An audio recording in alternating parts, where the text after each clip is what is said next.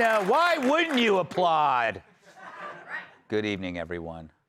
Chelsea Clinton was the 130th runner to finish the Boston Marathon on Monday. The weird part, all the runners who beat Chelsea were found strangled with finish line tape. Suicide. I know, it was. A senior leader on Greta Thunberg's Freedom Flotilla is facing allegations of sexual misconduct. Greta expressed shock, saying, "I haven't seen any boners."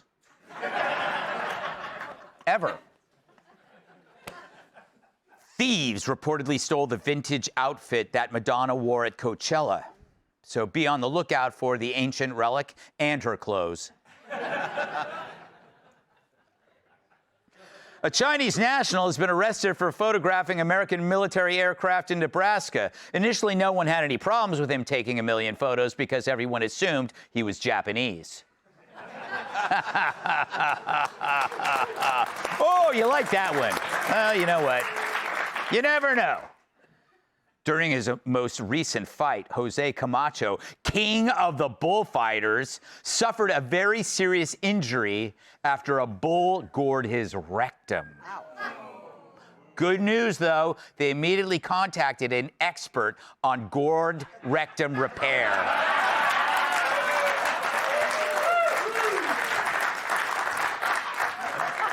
Little stitching here and there, stitch.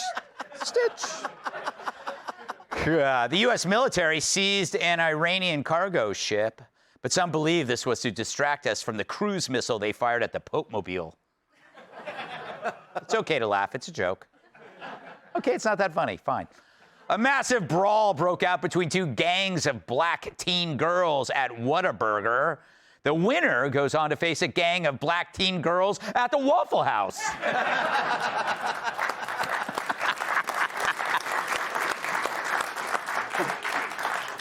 Red Lobster is bringing back its endless shrimp promotion.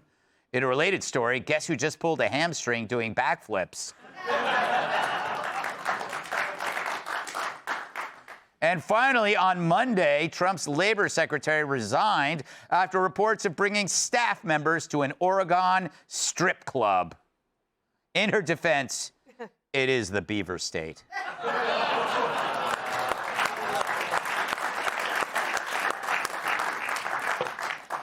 Yes. So you ever notice when you do a Google search on a story, your search results never match reality? Like, say you'll Google Gutfeld's amazing abs. Nothing comes up. How is that even possible? Or maybe you type in Donald Trump, and the headlines range from negative to total hysterics. It's like you're reading notes from Cat's diary. Well, there's a reason for this. Tech giants overwhelmingly favor left-wing outlets in their search engines. 73% of articles in the sections of Google News came from lefty sources, just 1% from right-leaning outlets. On Apple and Yahoo, they offer 2% of righty content. Microsoft, which runs Bing, has only 5%. But Bing and Yahoo, the last time I used them, I had just bought a brand new Pontiac Fiero. But you kind of knew this all along. The media is biased. Movies are biased. Campuses are biased. Why wouldn't this be biased too? But it's not just bias alone. It's censorship by omission. Someone comes up with a great idea, like maybe voter ID or a secure border or locking up murderers, and it's not erased. It's just buried down the search results. A straight flight attendant would be easier to find. They control what you see first, and second, and third, and so on. And as they bury the good stuff, they put the negative stuff way up front. I mean, I am so tired of all those hit pieces they do on talk show hosts who eat baby horses. You do something once, they brand you for life. So why do they do that? Well, they know their ideas are weak, or they wouldn't need to hide the better ones. After all, people aren't really into giving free money to a 6'5", 300-pound Venezuelan guy named Lisa for a tit job. But many want to convince you. Wikipedia's co-founder admits his site has been captured by leftist editors who rate CNN and MS Now as generally reliable, while rating Fox and others the opposite. Right-wing figures are written like villains while Jake Tapper's bio gets fluffed. And under Wiki's hijackers, U.S. border facilities from Trump's first term were added to the list of concentration camps. Hunter's laptop was labeled a conspiracy theory. And they consistently list my height as well below the actual truth. Thank you. Thank you. It doesn't bother me, but it hurts. It hurts. But this has been their strategy. Search engines amplified the Find People hoax for years, and even more obvious lies, like Dylan Mulvaney is a woman and Tim Waltz is not. They also buried statistics. According to them, there was no crime wave, no mass invasion of illegals, and Rosie O'Donnell's ass didn't affect the tides. It's part of a plan, really. Slowly, search results get funneled into one carefully curated narrative that keeps your consciousness at low ebb. You stop thinking. You become comfortable, sucking up the continuous flow of leftist mush instead of getting ideas with real nutrition. Because when people deliver information that soothes you, there's less need to think. You drift into passivity. The less you think, the less mental lifting you'll do over time. Eventually, your brain will be softer than Jerry Nadler's boobs. Leaving the thinking to the malicious humans behind the algorithms, a search engine becomes a brainwashing tool, a manipulated pathway to believing in things you would have scoffed at years ago. But it's time to break this spell and give their scam the spot it deserves, right on the front page. Whoa! Welcome, tonight's guest. She avoids pet stores so the animals don't eat her. Co-host of America's Newsroom and The Five, Dana Perino. Remember that pizza crust you threw away will end up being his lunch today. Host of the Loftus Party Podcast, Michael Loftus.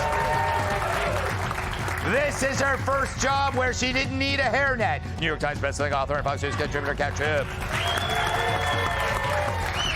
And in his neighborhood, the Storks get frequent flyer miles. Former NWA World Champion, host of Planet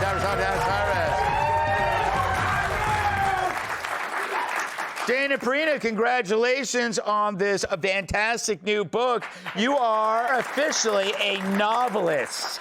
Not an author, but a novelist. That's a big deal. Feels good. We're going to talk about it later in the show, so Great. I'm not going to waste precious real estate here jabbering about it, because you're going to sell 1 million books anyway. Why help? You know, do you ever Google yourself and do you ever notice that only bad stuff comes up? I stopped doing that years ago, and I made my mom stop doing it. Oh, it's always the relatives that send it to you. Yes, and they're like, did you know? And also, in addition, we also deal with all this issues about the AI slop or like the things that you click on that say, like right now, at this moment, my husband has a terminal illness and we're getting divorced, but we're also adopting a black baby. Oh. Yes! Yeah. So... And I have to tell my family, don't click on those things. Yes. You would, I mean, it's so ridiculous. You would never adopt a black baby. Or Maybe get divorced. an Asian baby, but not a black baby. Come on, you don't know Dana Perino. No, it is kind of weird though. It's so obvious, but people are too busy to actually do anything about it. Right, and also I'm glad obviously you brought up, the Wikipedia thing is, I think, the biggest culprit and like the root cause of this, because everybody goes to Wikipedia to try to write their articles, and then those articles get put in the different news articles that go on all the search engines. Yes. And now what's also happening is like ChatGPT, where do they get their information? They glean it from the search engine. So the root cause of this is Wikipedia, and there are a bunch of left-wing keyboard warriors who sit there all day long. And have you ever tried to correct your Wikipedia? Yeah, you can't. You can't. Yeah. But if you're a left-winger, you can. Yes, we need to chop off all their fingers. Sounds good. I never said that. I heard that on a subway. Loftus, when you search for local trash can bonfires to keep yourself warm at night, do you get unbiased results, or they send you strictly to left-wing bonfires? Yeah, that's it. They're always left-wing bonfires. Yes. It drives me crazy. Can't I just have a right-wing homeless bonfire once in my life? Yeah, I have very limited time on the internet at the library. after the incident. Yes. I'm just waiting for the GOP or Congress to wake up, right? Because it seems to happen yearly that they'll pop up like little prairie dogs and go, what? Left-leaning bias in the media? We're just gonna go work on a strongly worded letter. And then it never gets printed. It's horrible. I can't believe people still go back to these search engines. The same people, I think, Hillary's going to win the election. Yeah. Trump is a Russian asset. The shot is safe and effective. COVID started from bat soup. There's a new huge whopper every week. And now these guys are going to be in charge of like AI. And that's all we need is like giant woke robots killing humanity. Maybe Trump that's is what a Russian asset. What? No, you know what I'm thinking? Sorry, I stepped on your joke. You were about to do an impression, weren't you? I was going to do this whole long cybernetic Diodine 2000 thing, and it got lost in the shuffle. Moving on.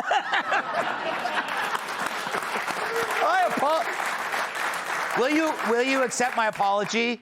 Accepted, Greg. If I can go through your trash later. You know, Kat, though, I use Grok.